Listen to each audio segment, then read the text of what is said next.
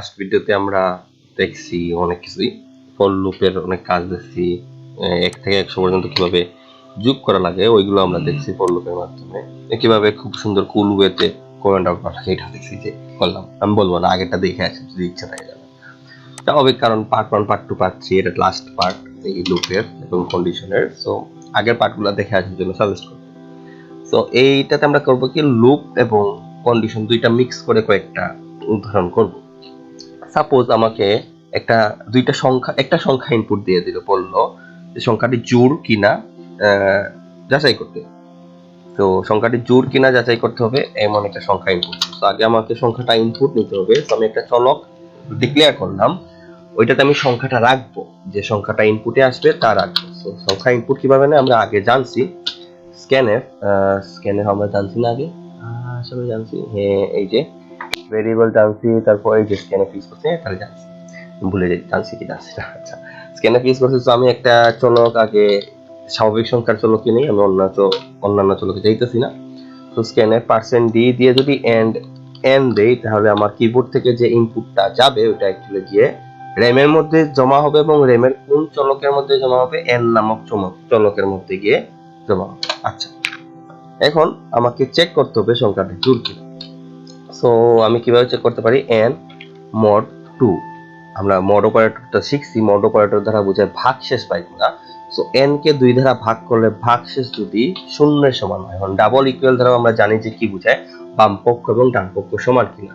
So n কে 2 দ্বারা ভাগ করলে যে ভাগশেষটা আসবে ওইটা, আর এই ডান পক্ষ মানে 0 যদি সমান হয়, মানে এই ভাগশেষটা 0 অ্যাকচুয়ালি যদি সমান হয়, মানে কি n কে 2 দ্বারা নিঃশেষে বিভাজ্য করা গেছে। তাহলে আমি কি প্রিন্ট করব, তাহলে আমি প্রিন্ট করলাম সংখ্যাটা ইভেন। তাহলে আমি প্রিন্ট করলাম ইভেন। এলস যদি ভাগ না যায় তাহলে আমি প্রিন্ট করব কি প্রিন্টএফ অড। ইভেন মানে জোড় আর অড মানে বিজোড়, যদি কেউ না জানে থাকে। সো বিল দিলাম, বিল দিয়ে রান দেই। তো আমাকে এখন ডিরেক্ট জিজ্ঞেস করবে একটা সংখ্যা ইনপুট দেওয়ার জন্য নর্মালি।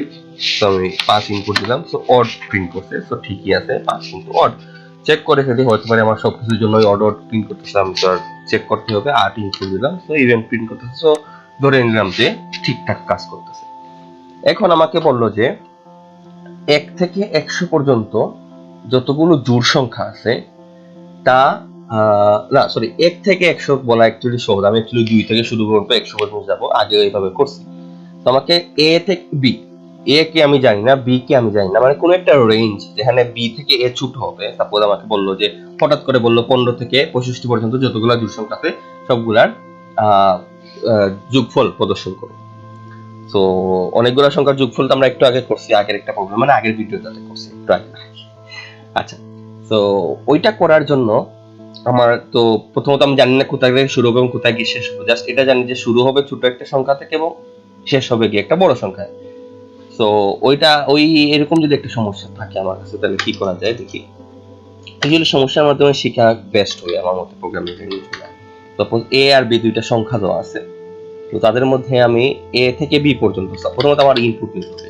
এগুলা র্যান্ডম, মানে যে কোনো ইউজার ইনপুট দিবে যে a একটা সংখ্যা b একটা সংখ্যা। যেহেতু দুইটা সংখ্যা ইনপুট নিব, তাহলে দুইটা পার্সেন্টই, মানে দুইটা স্বাভাবিক সংখ্যা ইনপুট আছে, ওইগুলো রাখবো কোথায়, প্রথমটাকে রাখবো and এ মানে অ্যাড্রেস অফ a তে, আর পরেরটাকে রাখবো and b মানে অ্যাড্রেস অফ b তে।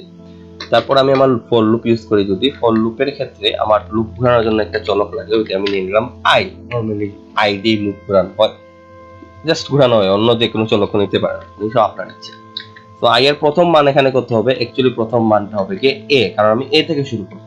আর এবং কত পর্যন্ত যাব, b পর্যন্ত যাব, বুঝাই যাচ্ছে। যেমন ওই যে আগে উদাহরণ দিয়েছিলাম 15 থেকে 65 পর্যন্ত যতগুলো জোড় সংখ্যা আছে। তো আমি a থেকে শুরু করব, মানে 15 থেকে শুরু করব এবং b পর্যন্ত যাব। আমি কিন্তু উদাহরণের জন্য বলছি 15 থেকে 65। একজন ইউজার যে কোনো সংখ্যা দিতে পারে এবং ওইটা থেকে যে কোনো সংখ্যায় যেতে পারে। ওই সংখ্যাগুলোর মধ্যে যতগুলো জোড় আছে তাদের যোগফল আমার প্রদর্শন করতে হবে। এখন আমি জানি না a জোড় কিনা, এটাও জানি না b জোড় কিনা। তো আমি 2 করে পারবো না 1 করে পারবো, এটাও আমি জানি না। তো আমি একটা কাজ করি, আমি 1 1 করেই পারলাম। তো আমি i = i + 1, মানে i এর মান 1 1 করে বাড়বে, a থেকে b পর্যন্ত সে 1 1 করে যাবে। এবং প্রত্যেকবার আমি চেক করলাম যে i তো এ থেকে বি পর্যন্ত যতগুলো সংখ্যা আছে সে সবগুলো হয়ে যাবে না, স্বাভাবিক, কারণ এক এক করে বাড়তেছে। প্রথমে 15 আসবে, তারপর 16, তারপর 17, তারপর 18, তারপর 19, এইভাবে এক এক করে বাড়তেছে। সো আই কে 2 দ্বারা ভাগ করি, 2 দ্বারা ভাগ করলে যদি জোড় মানে শূন্য পাই, মানে আই কে 2 দ্বারা ভাগ করলে যে ভাগ শেষটা আসবে ওইটা যদি শূন্যের সমান হয়, মানে আই কে 2 দ্বারা নিঃশেষ বিভাজ্য করা গেছে, তাহলে আমি আমার আরেকটা চলক নিলাম যোগফল রাখার জন্য। আমি অবশ্যই সাজেস্ট করবো আগের ভিডিও দেখে আসতে, কারণ আমরা যোগফল কিভাবে রাখি আগের ভিডিওতে দেখছি। তো সাম ইজ ইকুয়াল টু 0, প্রথমে সামে 0 আছে, আমি প্রত্যেকবার কোনো একটা সংখ্যা পাইলেই ওইটা সামের সাথে যোগ করে রেখে, মানে যতগুলা জোড় পাবো সবগুলা সামের সাথে জোড় থাকবে। সো লাস্টে আমার যখন লুপ শেষ হয়ে যাবে, আমি বি পর্যন্ত পৌঁছায় যাবো। লুপ কখন শেষ হবে? যখন আই এর মানটা বি থেকে বড় হবে। সো বি পর্যন্ত যখন পৌঁছায় যাবো তখন আমি আমার প্রিন্ট করে দিব, কি প্রিন্ট করবো? আমার সামটা প্রিন্ট করে দিব, মানে যে যোগফলটা আছে। আচ্ছা দেখি এটা কাজ করে কিনা। আমি অবশ্যই এত বড় সংখ্যা নিলে আমি নিজেই জাস্টিফাই করতে পারবো না, তবে আমি নিলাম যে 5 থেকে 5 হলো গিয়ে এর মান 5 থেকে 11 পর্যন্ত জোড় সংখ্যাগুলোর সমষ্টি করব। তো 6 যোগ 8 যোগ 10, অ্যাকচুয়ালি 6 8 14, 8 10 24, অ্যাকচুয়ালি 24 মিলছে। তো ঠিক মতোই কাজ করতেছে। কিভাবে কাজ করতেছে আমি একটু বলি। এর মান হলো গিয়ে 5, বি এর মান হলো গিয়ে 11, 5 থেকে শুরু করছে, এক এক করে বাড়ছে, 5 এর জন্য আসলো, প্রবেশ করলো। 5 কে 2 দ্বারা নিঃশেষ বিভাজ্য করা যায় না, সামের মধ্যে কিছু যোগ হবে না। আই এর মান হলো গিয়ে 6, 6 11 থেকে ছোট, 6 কে 2 দ্বারা নিঃশেষ বিভাজ্য করা যায়, তাহলে সামের সাথে 6 যোগ করলো, সামের নতুন মান 6। আই এর মান হলো গিয়ে 7, 7 11 থেকে ছোট, কিন্তু 7 একটা 2 দ্বারা নিঃশেষ বিভাজ্য না। আই এর মান হলো গিয়ে 8, 8 11 থেকে ছোট, 8 নিঃশেষ বিভাজ্য, তাহলে 6 এর সাথে যোগ হলো 8, হলো গিয়ে 14। 9, 9 11 থেকে ছোট, কিন্তু 2 দ্বারা বিভাজ্য না। 10, 10 11 থেকে ছোট, নিঃশেষ বিভাজ্য যায়, তাহলে আমার আগের 14 এর সাথে 10 যোগ হলে 24। 11, 11 11 থেকে ছোট, সো কিন্তু নিঃশেষ বিভাজ্য না। এরপর আই এর মান 1 বাড়লো, হলো গিয়ে 12, 12 তো 11 থেকে বড় হয়ে গেছে, তো লুপ শেষ। প্রিন্ট করবো গিয়ে কি লাস্টের সামে যে মানটা ছিল ওইটা ছিল 24। যদি বেশি ফাস্ট বলে থাকে একটু স্পিড, ইউটিউবের মধ্যে স্পিড কমানো যায়, কিন্তু যদি কেউ না জানেন এখানে সেটিংস এর নিচে অপশনে সেটিংস আছে, মানে স্পিড কমায় দেখতে পারেন। আমি অ্যাকচুয়ালি জানি আমি একটু ফাস্ট পড়ে ফেলি অভ্যাসগত কারণে, সো স্পিড কমায় দিতে পারেন যদি আমার কথাগুলো বেশি ফাস্ট লাগে। আমি চেষ্টা করবো আস্তে আস্তে বলার, কিন্তু অভ্যাসগত কারণে মাঝে মাঝে একটু দ্রুত বলে ফেলি। আচ্ছা, সো এটা ঠিক মতো কাজ করছে, সো এটা নিয়ে আমার কথা বলার নাই, আশা করি বুঝা গেছে। আমি এটা কমেন্ট আউট করে দিই। সো আরেকটা প্রবলেম দেখি। আমাকে বললো যে 1 থেকে n পর্যন্ত সকল সংখ্যার গুণফল বের করতে হবে। 1 থেকে n পর্যন্ত সকল সংখ্যার গুণফল বের করতে হবে। সো এটা আমি while লুপ দেখব। এটা যদি while, এখানে কন্ডিশনটা আসবে না। সো আমি if i ইন্টিজার i একটা ডিক্লেয়ার করলাম, কারণ আমার while লুপের জন্য চলক লাগবে। চলকটার ইনিশিয়াল ভ্যালু প্রথমে একটা মান দিলাম 1, কারণ 1 থেকে n পর্যন্ত সকল সংখ্যার গুণফল যেহেতু বের করতে হবে। সো আচ্ছা, 1 থেকে n বলছে, কিন্তু মানে অজ্ঞাত একটা সংখ্যা। সো আগে অজ্ঞাত সংখ্যা ইনপুট নিতে হবে। অজ্ঞাত যে কোনো সংখ্যা মানে কি আমার ইনপুট নিতে হবে এটাকে, কারণ আমি জানি না, র্যান্ডম যে কোনো ভ্যালু হতে হবে, এটা ওইটা ইউজার ডিসাইড করবে, আমি জানি না। তো n এর মধ্যে একটা মান নিলাম। এখন আমাকে কি করতে হবে? 1 থেকে n পর্যন্ত যতগুলো সংখ্যা আছে তাদের গুণফল প্রদর্শন করতে হবে। তো i এর প্রথম মান 1 নিলাম, i কত পর্যন্ত যাবে? n পর্যন্ত যাবে। প্রত্যেকবার আমি কি করব? i এর মান 1 করে বাড়াবো, কিন্তু কোন একটা কাজ তো করতে হবে। কাজটা কি করব? সামের যে মানটা আছে, সামের মানের সাথে i গুণ দিয়ে দেব। তাহলে i এর মান যেহেতু 1 থেকে n পর্যন্ত প্রত্যেকটা সংখ্যা হয়ে যাবে, কারণ 1 1 করে বাড়তেছে। প্রথমে হবে 1, তারপর 2, তারপর 3, এভাবে n পর্যন্ত। প্রত্যেকবার আমি সামের সাথে i টা গুণ দিয়ে রাখতেছি, তাহলে গুণফলে অ্যাকচুয়ালি প্রত্যেক সংখ্যা গুণ হয়ে যাবে, মানে 1 ও গুণ হবে, 2 ও গুণ হবে, 3 ও গুণ হবে, 4 ও গুণ হবে, 6 ও গুণ হবে। আর লাস্টে আমার কি করতে হবে? printf %d sum। অনেকে বিদায় পড়ে গেছেন, মেবি সাম ডিক্লেয়ার করে নেই, করতেছি সাম ডিক্লেয়ার করতে হবে, নাহলে কম্পিউটার চিনবে না। সামান্য একটা চলক ডিক্লেয়ার করলাম। এখন যোগ করার সময় প্রথমে রাখছিলাম 0, রিজন বলছিলাম যদি 20 রাখি, যদি আউটপুট আসার থাকে 50, আসবে বেশি, মানে 20 এর সাথে 50 এর সাথে 20 যোগ হয়ে আসবে আনসার 70। একইভাবে এখন যদি আমি 0 রাখি, তাহলে 0 এর সাথে যা ইচ্ছা গুণ করি না কেন, ওটা আজীবন 0ই থাকবে, ওটা বাড়বে না। এই জন্য গুণফলের ক্ষেত্রে প্রাথমিক মান হিসাবে 1 রাখতে, গুণফলের ক্ষেত্রে প্রাথমিক মান হিসাবে 1 রাখতে হয়। তখন আমি যদি বিল্ড এন্ড রান দেই, সাপোজ 4 কত আউটপুট দিচ্ছে 24, দেখি আসলে কি সঠিক কিনা।